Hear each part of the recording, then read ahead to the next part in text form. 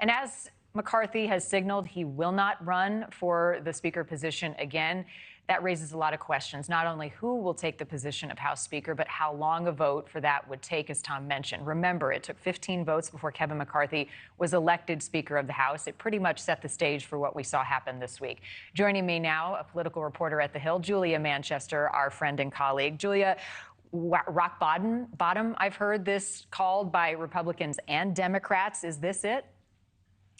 Yeah, look, in terms of whether this is it, it's it's going to be difficult for Republicans to really move past this. I mean, we don't really know what's going to happen. The House is literally in a state of paralysis at the moment, with some names being floated for the speakership, and Patrick McHenry essentially acting as the acting speaker, but there's no clear contender. And then, of course, the Democrats in the mix and the divide within the Republican Party, we don't know how that's going to play out, because there's a lack of trust on both sides and within the Republican Party. You have the Democrats saying we couldn't trust Kevin McCarthy. You have those 8 Republicans who voted for Kevin McCarthy to be ousted, saying that they want someone who will keep their promises. So, it's unclear to see where this goes.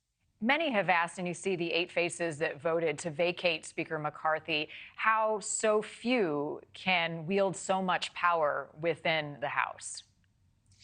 Yeah, look, I think it just speaks to the state of the Republican Party right now, and the fact that it really is divided, and it speaks to the majority that the GOP has in the House, and sort of the math that all played out.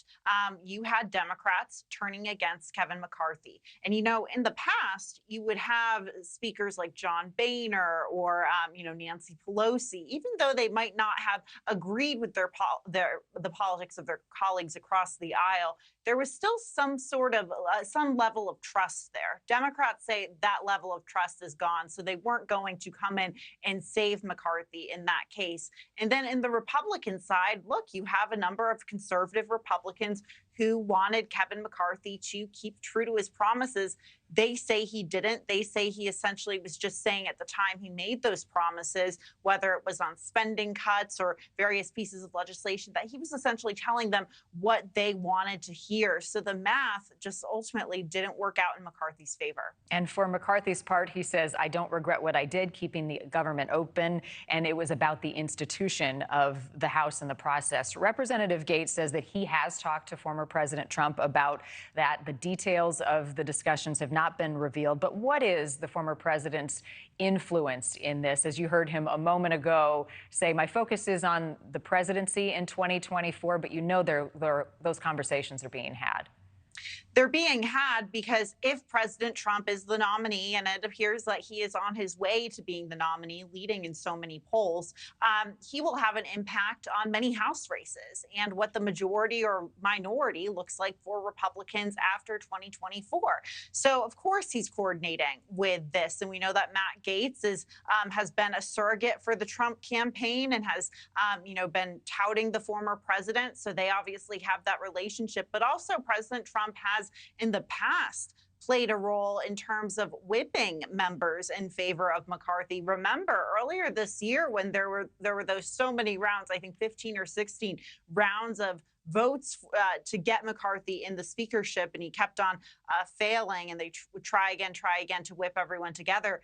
President Trump was actually on the phone. There's a picture of Marjorie Taylor Greene, the congresswoman from Georgia, holding up the phone with President Trump on the other line, trying to chat with other members. So he certainly has influence. Right. And it has a lot of members of Congress looking over their shoulder, wondering, who are my friends in here? Does this trigger a rule change on the motion to vacate, do you think? What are you hearing? It's possible. I think right now there aren't a lot of people who are exactly clamoring for the job of the speakership. This was a rule that was not really in place when Nancy Pelosi was speaker. And then, of course, they brought it back under, the Republican majority that we see now. So it's possible, but even with a move like that, I could see that, irritating or potentially setting up some conflict with the establishment pro-McCarthy flank and people on the side of Matt Gaetz. Thank you for watching. Go to newsnationnow.com to find NewsNation on your television provider. And don't forget to click the red subscribe button below to get more of NewsNation's fact-driven, unbiased coverage.